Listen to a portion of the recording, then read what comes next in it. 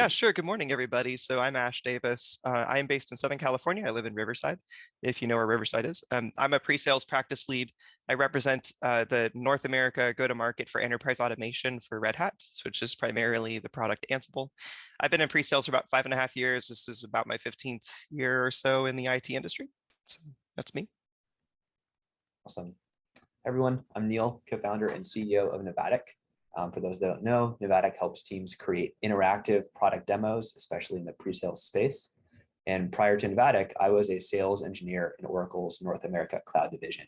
So excited to talk about how things are changing today. Awesome. Sounds good. So we are here today with the PreSales Collective. Many of you guys are familiar with our mission, but really it's our goal to elevate the role of pre-sales worldwide, recognize our outstanding partners in pre-sales, and provide you guys with resources, knowledge, and the network to make yourselves the best pre-sales professionals out there. And so that's actually why we're here today, is to talk about some of the changing evolution in our world, which is the world of the demo. So we're going to skip, we have a couple of polls. We're actually going to skip those today just because we're running a little behind on time. But I will call out that today, for today's webinar, we are going to encourage you guys to ask questions using the Q&A function in the chat. I see some of you guys are already saying hi. That's perfect. We want to use that chat. Shauna will be here from the PreSales Collective in moderating that and helping to answer questions. So please be active there. We're going to go through and chat with our panelists today. So first and foremost, our topic today is really how the demo is changing and why this report was run by Novatic. So over the past few years, the sales landscape has really shifted. I'm sure many of you have felt this in your day-to-day. And now more than ever, prospective buyers have access to product information and are more knowledgeable as they're entering the buying process. So we're seeing a really big shift in the buyer mentality and how the buyer has changed. So Novatic and the PreSales Collective have worked together on this report to understand how demos are keeping up with these shifts in buyer behavior. And so I know I had our panelists introduce themselves a little bit, but we would love to kind of talk through and understand a little bit about how that behavior is shifting. And so what we're seeing is that in small and medium-sized companies, about 75% of the time, a prospect will wait about 3 or more days for a demo. And in large companies, it's even worse. It'll take over 3 days to get to a demo. And so with that, I want to get to the meat of our discussion today. And Neil, I'll kind of kick it off with you here. One thing that we see is that a lot of companies have a book a demo button on their website. So what can we do to help companies shrink the time it takes to get to a demo? I'd love your thoughts and feedback on that.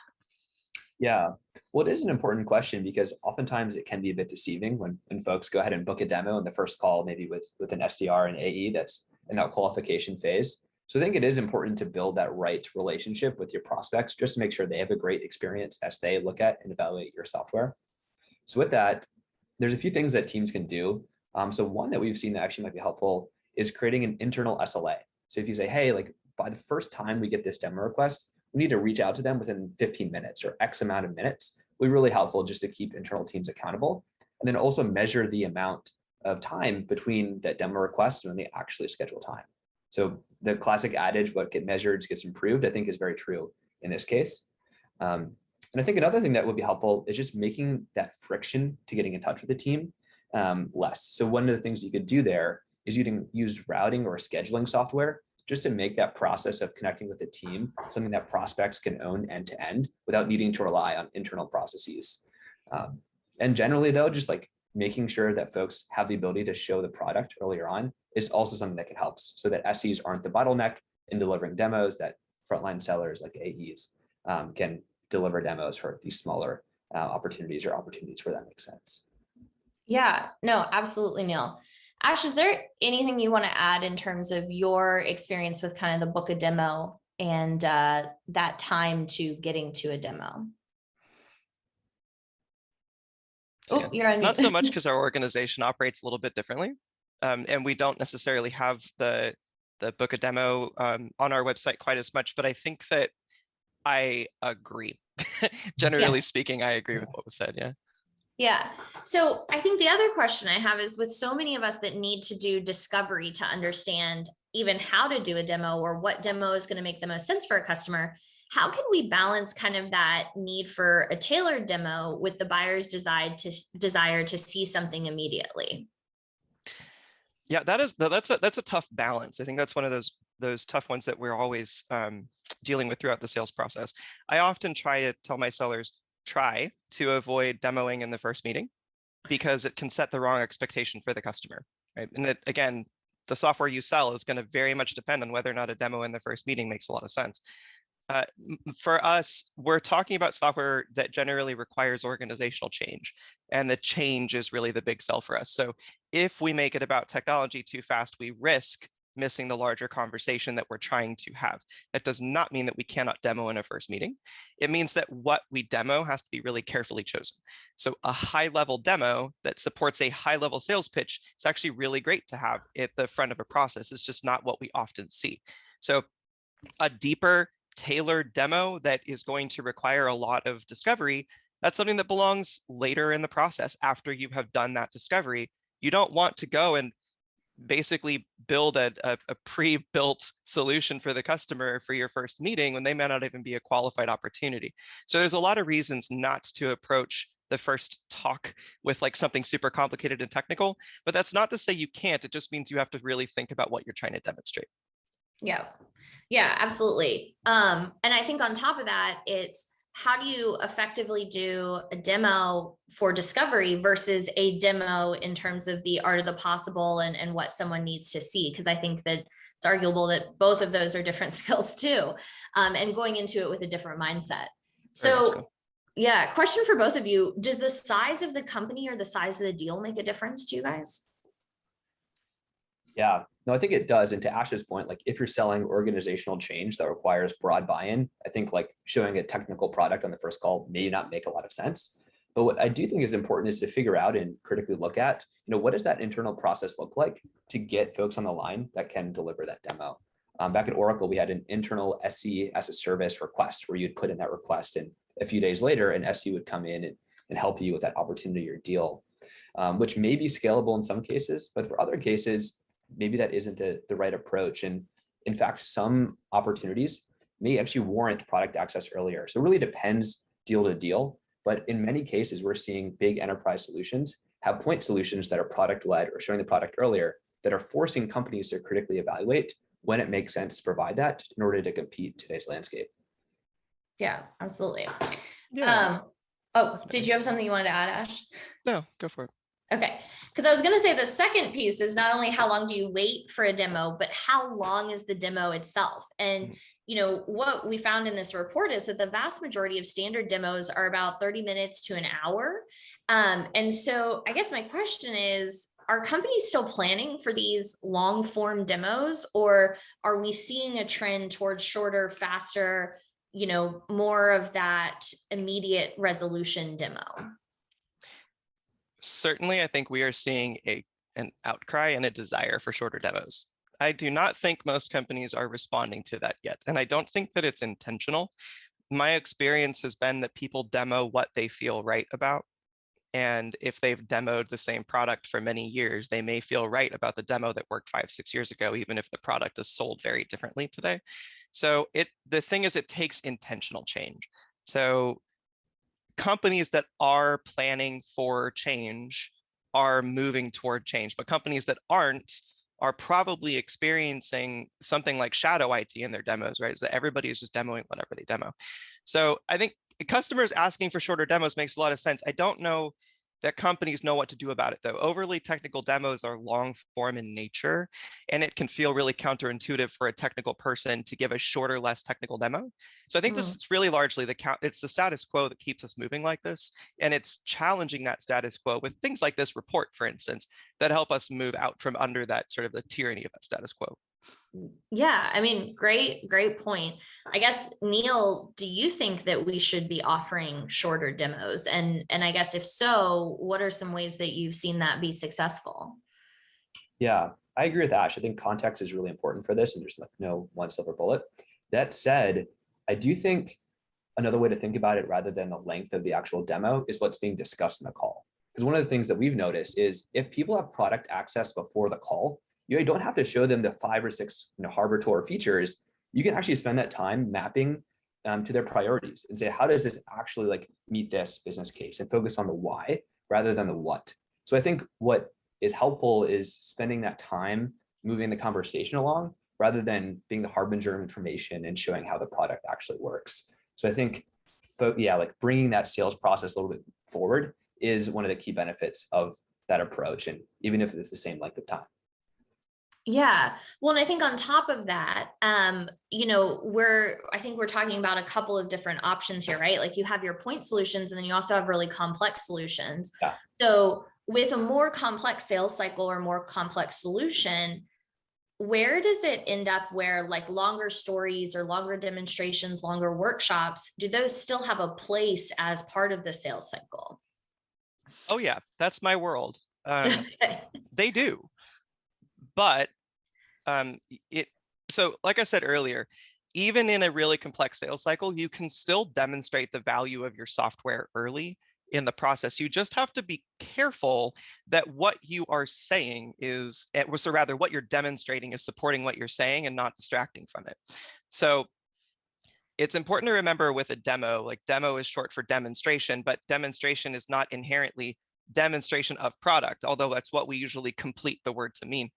I like to look at it more like demonstration of I can do what I say I've said I can do. So if I tell you as part of the sales process that my product or this solution can do a bunch of things for your company, and this is a high level business value, level meeting, I should be able to demo at least that much in something that looks right to a business representative. Later on in a process, when it matters to be super technical, we can. And then those workshops and demos come into play there. But they're not necessarily the greatest thing to stack up at the beginning of a conversation. As I said, one, that's an expensive cost of sale. But two, you may be starting the conversation in the wrong place. So it's important, I think, like I said, even with a complex sales cycle, you can demo early, but throughout a complex sales cycle, always make sure that you're demoing or demonstrating the business value of what you're providing. Yeah, I think that's really critical, because we're also seeing in the chat here, Ragnar, I'm going to shout out to you. He's also called out, who's in the room? Like not only how you're demoing matters because of what the buyer needs to see and the value and the story that you're telling, but I would love to hear from both of you guys. How do you handle a mixed audience in the demo, and how does that affect the length of time, the prep, the way you're thinking about it? Ash, I think you just hinted at a couple of those things, but I'd love to kind of talk to the mixed audience, whether you're dealing with fully technical people in your demo or more of a broader buyer audience. That's a good question. I think it is going to depend on the primary audience. Are you primarily trying to make a technical point, or are you primarily trying to get business people interested? Because it's hard to do both with the same effort. But so the question was kind of worded like, well, maybe the tech folks are, want to check out software and business folks didn't know what to do. Well, maybe we should have given the business folks more guidance then, a guided demo, something in between a early access to software and like first use tutorial type of thing. Those kinds of interactive prompted pop-ups are really useful ways of walking a customer through a demo using their own mouse cursor rather than having a person talking to them, but you still get the guided part of it. And I think that's going to help where like I said, technical people are going to jump in. They're going to want to touch technology. Business people are not. So to help the business people get into the demo part, it really helps to guide them through it. Yeah, I think that's a really astute observation. Neil, is there anything you would want to add on that? Yeah, I agree. I think focusing on the why during those conversations is important, because I think you can validate, especially like with product access, like Ash was saying, that can be validated outside of the call. I think it's a lot harder to sell on the why during the actual call. So I think focusing on that component when the stakeholders in other contexts make sense is the right move in that situation. Yeah, no, I think those are great points. And I think it also can mean that sometimes we're doing multiple demos to expand to multiple audiences. Like I know, in my experience at Sprinkler, we will break up like, hey, this is more of a high level demo to show the art of the possible to the business buyers. And then I probably need to do more of a technical validation demo for those that want to touch it, feel it, understand on a deeper level, which actually brings us to a really nice point in kind of the rise of PLG and the sales impact. To give a little bit of background here, more companies are offering trials, proof of concept, self-service, interactive demos. Ash, you kind of even brought up like a ClickPath demo. This isn't meant to replace that sales-led effort. So it's really critical for pre-sales to use these opportunities to augment what we're doing. What we're trying to find and what the report found is that buyers want more hands-on experience with your products. So it's important to find ways to support that. And so I found this part of the conversation really interesting because I'd love to hear from you, Ash. What do you think is leading to this shift? Well, I think partially it's time. The shift has been in progress for a long time, but something I've noticed is that over the course of time, my calendar gets worse and worse and worse. I think we're just kind of so used to productivity going up and to the right that the pressures on our time have increased yearly and have never stopped. So maybe 10 years ago, we had more time for an hour-long demo and we wanted to sit around and poke at the technical stuff. But I mean, I have regularly days where I don't get up from 14, 30-minute calls. That's it. That's what I have. That's a whole day for me. So I think that's a lot of what's going on. The pandemic that we've been in for over 2 years now created this sort of like additional oppressive calendaring regime because we don't get breaks, we don't travel, we don't go anywhere. It's the same stuff all day long. I think all of that has led, in addition to the forces that were happening before that, to a necessity for everyone to crunch down the amount of time that we're spending doing things and spend more time on working and thinking and less time on the sit down and listen and the rote kind of work. And that extends to the sales process. It extends to our meetings need to be shorter and our demos need to be shorter too. Yeah, no, I think that's a great call out. I think, Neil, I'd love to know kind of how you see the industry balancing requests from buyers to experience that product within that extended sales cycle. Can you do things like limit POCs or interactive demos? Do you send recorded videos? Like how are we balancing this shift? Yeah, well, like Ash mentioned, it's super important because like we have a new generation of buyers that are aged 25 to 30, and that comprises around 25 or 45% of our buyers today. So people have these increasing expectations. But as you mentioned, Rachel, there's a deep disconnect between like what's offered in the sales motion of many folks out there today versus what they expect. And we've all seen the pros and cons of offering that trial or POC motion, where on the pro side, you have folks that can get into the product and you can get a technical win, which is huge for the deal. We obviously know that there's huge costs associated with that, but from an SE standpoint and just from like an overall resource standpoint.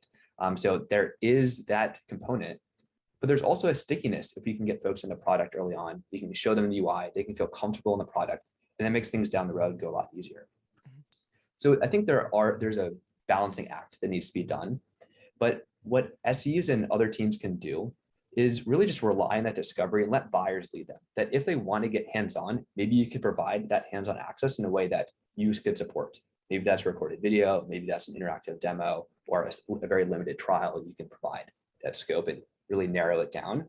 But if they don't really want that hands-on access, then you can follow them that way. So really leaning on your buyers and letting them lead the motion and providing the resources and assets to meet that need along the way, I think is one way that folks can handle it. But as we know, like as SEs, we are always resource strapped around controlling the product, and we don't want to be the blocker for every single trial and POC. So figuring out ways to scale it will be a big question that we as a profession need to figure out how to answer. Yeah, and I think, my next question is right on top of that. How do we shift our role in pre-sales? Because if we are trying to scale and maybe put some product in the hands of AEs to say, maybe they should be doing early stage demos, maybe pre-sales should be more of a trusted advisor. How do we walk away from being more of like a demo jockey or a show up and throw up demo while also meeting kind of these buyer needs? And I'd love to get both of your perspectives on that. Yeah, you go ahead, Neil. Yeah. Okay. Well, one thing that we could do is just like decoupling product access from the SE. And I think this is a big one that like if frontline sellers, if other folks can experience the product without needing to loop in an SE every time, that's one way to massively scale the profession. So that as SEs, we can focus on the things that we love the most, which are like highly like technical deals where we have to loop in, we can add value. But then also like ones that are more complex and that require more navigation. And that's one of the things that I noticed back at Oracle was the ones that I had the deals I had the most fun working were those where I was collaborating with other folks that we had a technical win that we were driving towards. And it wasn't just a repeat demo that we've done 70 times. So I think that's actually a net benefit for the profession so that we can move towards that role of that technical advisor and being that true consultant to their needs rather than that demo jockey, like you mentioned. But Ash, I'd love to hear your thoughts as well. No, I cannot emphasize enough how important it is for a sales engineer, and I think all sales engineers are solution engineers. Right? That's what we do, right? We focus on, and our role in this is to understand how a customer or prospect applies technology to making business, and then we connect our technology to how they make business, right? So all of us are in the process of building solutions. That's where our value is, not necessarily sitting around being able to write a demo, not being technical, not even being able to present. All of those things are good. They're expectations of good SEs. But I think what's important is that we're doing our job as becoming a trusted advisor and spending that additional time asking our customers, is this going to serve you? Making sure that we know what ways they use technology, what compels them to use technology, what will compel them to use technology, and things like that. So, do spend time showing that the customer what is valuable enough to further the conversation, whether that's going to be a demo or a whiteboard session or a sit down pre-architecture. It's going to be up to you as to how you think it's most valuable to move things forward. But I do think that the reduction of sort of reliance on demo jockey SEs actually allows us to use the SE much more valuably in the process and push off the sort of rote demo creation into something that can be more standardized and more scalable anyway. Yeah, no, I love the trend in that direction. I think we're also seeing a shift, on kind of an ad hoc basis for some of maybe a smaller deal feels a little bit safer to try some of these more like AE-led product demos and then bring in SE in over top. So I think the more people, what I'm hearing is the more people that have a chance to interact with the product not only helps your sales cycle, both in terms of speed, but also in terms of value. And I think there's a huge component there as well when we are able to lean into that trusted advisor role. Mm-hmm. So I'm seeing a lot of great feedback in the chat. I'm going to kind of, jump into some takeaways, and then we're going to open it up for Q&A. So a couple of the things that I want to take away that have been really prevalent from today's call is really the need to shorten demo time. So whether that means that we're combining some sort of discovery and light demo or smaller demos into more chunks, but spending 2 or 3 hours doing a workshop seems to be the ways of old, and we're moving towards faster, more palatable, smaller, more value-driven demos. Mm-hmm. It also sounds like introducing the product earlier reduces the need for any sort of lengthy POCs or trials. And I think that's actually something I'd like to dig into in some of the Q&A is, the cost of a POC or a trial, how are we balancing that out in our sales cycle? Because getting hands-on is what helps make people make decisions faster. And then finally, the sales reps needing more product enablement. So really empowering our AEs or our reps to have that first and maybe even second level discussions before a buyer needs to bring in a pre-sales person. And really we come in as that trusted advisor and less as the demo jockey, as you will. So I really appreciated the report. I think there's a lot of good takeaways here. I would love to open it up to Q&A from the audience. There was one question, I have the question around the kind of cost and length of a POC. So maybe we can start there. I know we talked a little bit about moving away from that, but are we still seeing a need for a buyer who just comes in and says, I want to try it? and Yes. Ash or Neil. Yeah. Okay. I mean, yeah, so that happens. I think it's important that as much as we need, we need to respond to what our customers want. We Yeah. do not always need to give our customers exactly what they ask for. POCs are probably the most expensive and biggest waste of time and failed opportunities that we spend. And I love POCs. They're really powerful tools. They can also be a giant time suck. They can take you away from other opportunities. If your organization doesn't have people who are full-time focused on doing POCs, it's all on you. So I think what's important to just ask yourself, is it worth the time and money for me? So if the customer is like, I really need to see this done. Well, okay, so ask yourself a few questions. I need to see it done. That's a demo. I need to have my hands on it. That's probably more like a workshop. I need to see it done like in my environment. I'm probably going to ask you to put some money on that because that's asking me to do way more than it should be done in a pre-sales anything. And then somewhere in between there is this like proof of concept, non-production thing. Not always the best way to do it. Sometimes charging a customer for a pre-production implementation is actually valuable.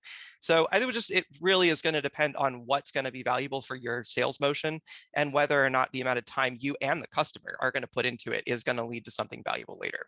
Most POCs do not produce something that can be used after the POC. So it's important, if you can build in a deliverable that can roll into production, you've usually got a much better chance at something. Yeah. And I think Art had a really good point too, that we've seen a lot, or at least in my experience, I've seen a lot, is definitely really, if we're going to get to a POC, having those key success criteria or key questions that are saying, this is what we're trying to prove out to make this worth our time and energy, and not just kind of opening up Pandora's box and saying, what is it that you are, here's everything, we're handing over the keys to our product, good luck, but having a really structured POC. And then I think, to your point, the gates in place so that hopefully you can reuse it. There's another question I got around, kind of two questions, one from KW and one from someone else here, around making demos more dynamic. So I would love to kind of hear ideas from both of you around, with these shorter, faster demos, the medium in which you give the demos has changed a lot. Obviously, we're demoing a lot more from our computer, from behind a screen, like we're chatting right now.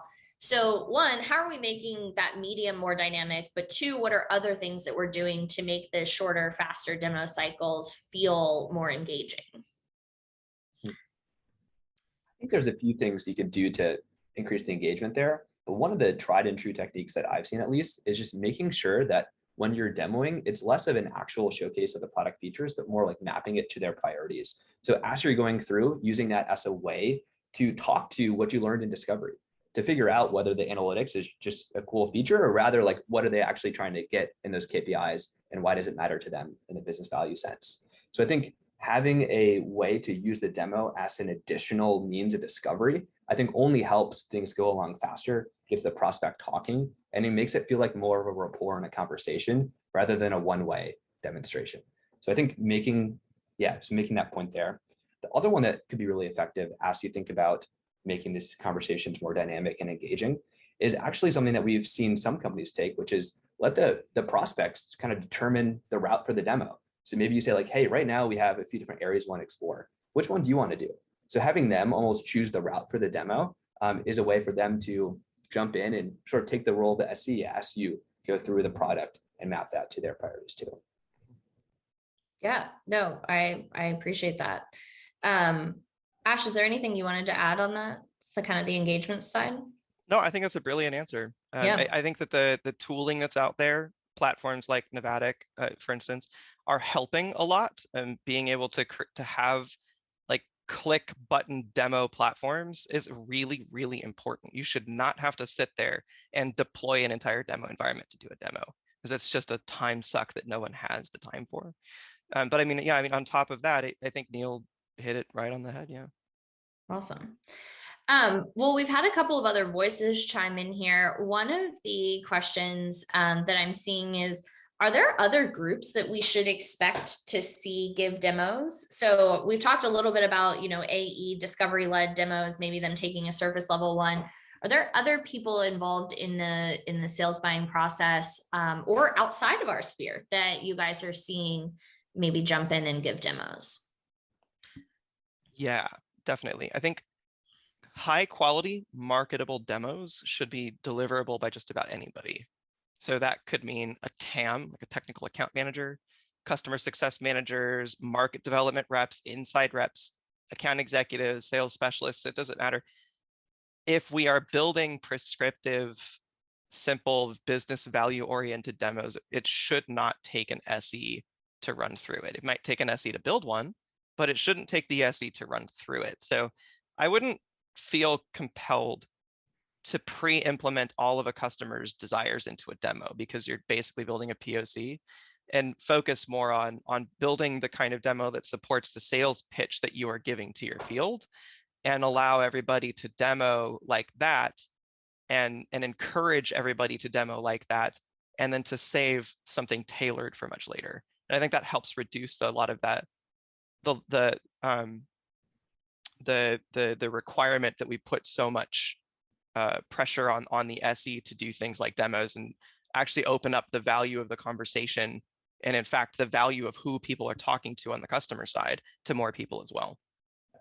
I totally agree. And one of the benefits of that approach, in addition to expanding that product access, is just building like a more product oriented culture, so that if AEs know the product and potentially can tailor it to their customers, they also can provide product feedback to the other teams. So they have more of a contributing role in the product, rather than treating it as some scary thing that might ruin their deal. So I think like that is almost a mindset shift too, that will allow the company to go in a more forward direction that's in line with what we're seeing today.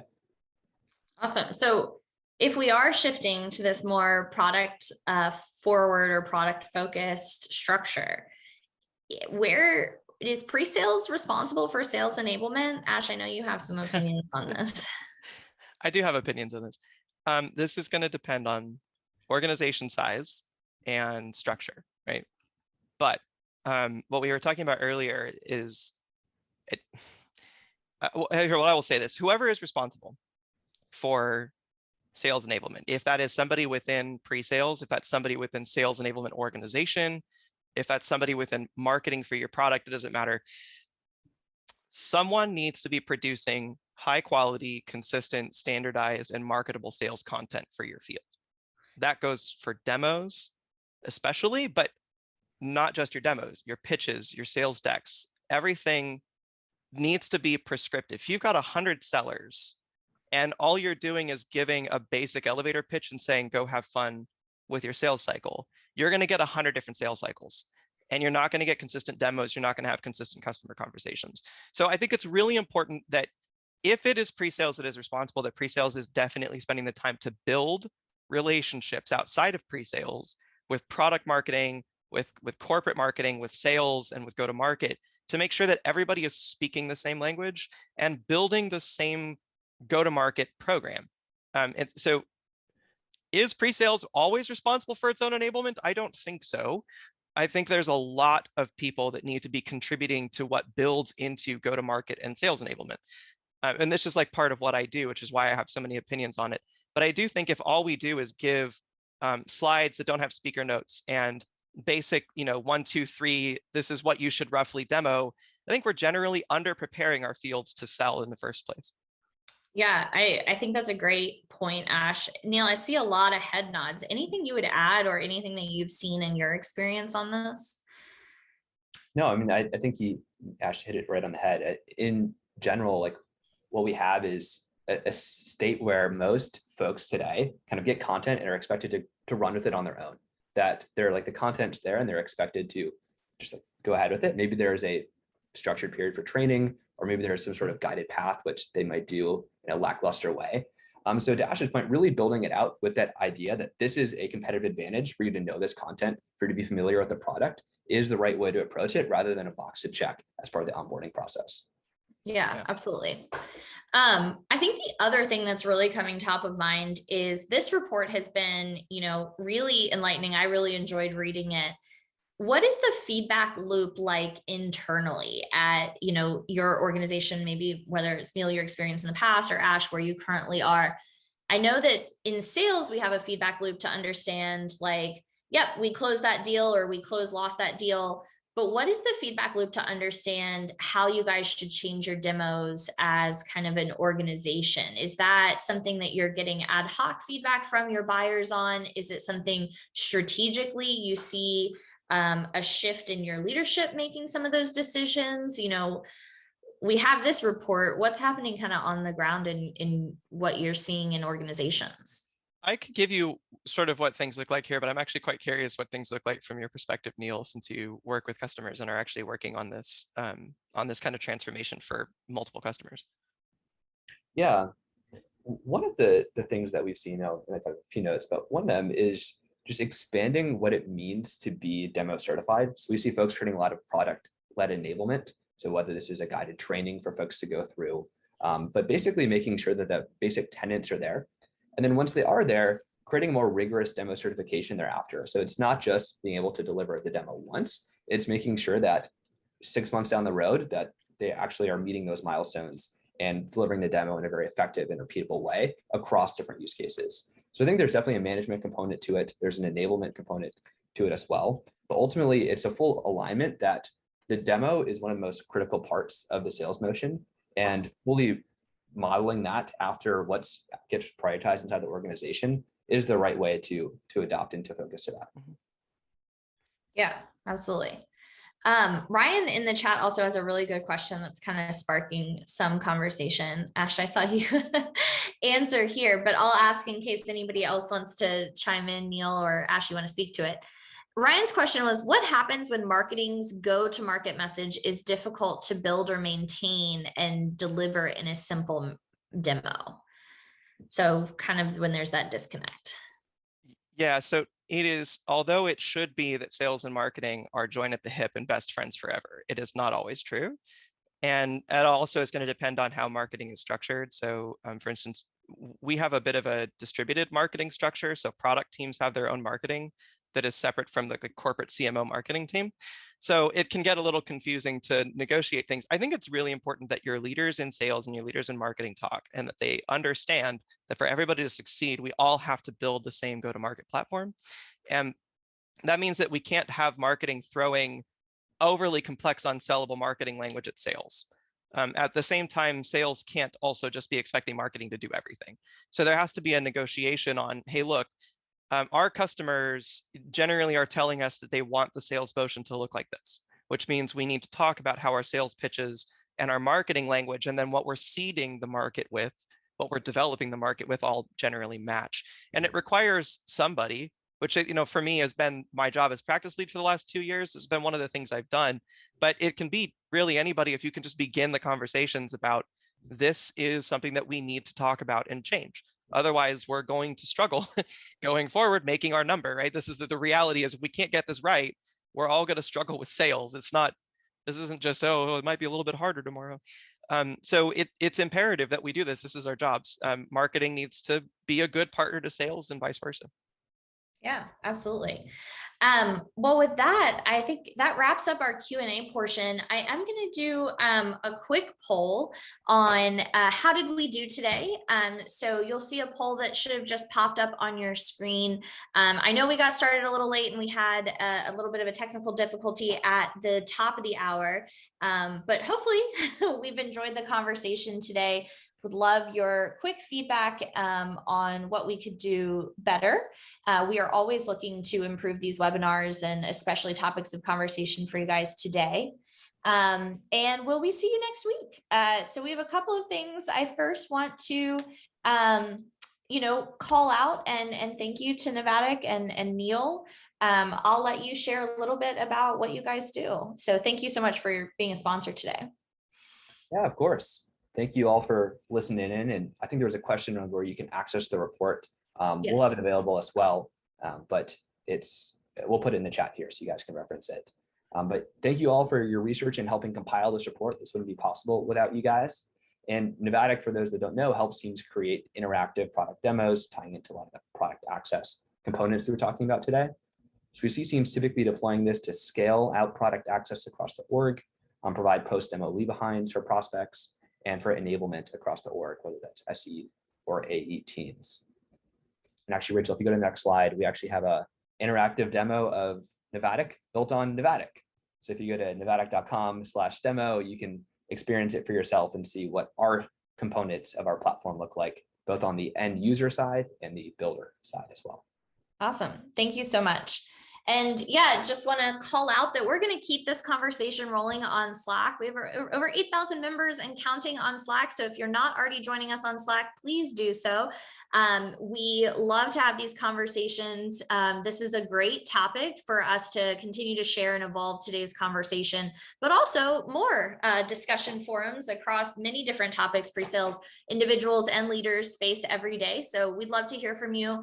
Just want to thank you guys so much for everyone who attended. Thank you so much for Neil and Ash for your time today. We look forward to seeing you at our next event. Thanks, guys. Thanks so much for having us.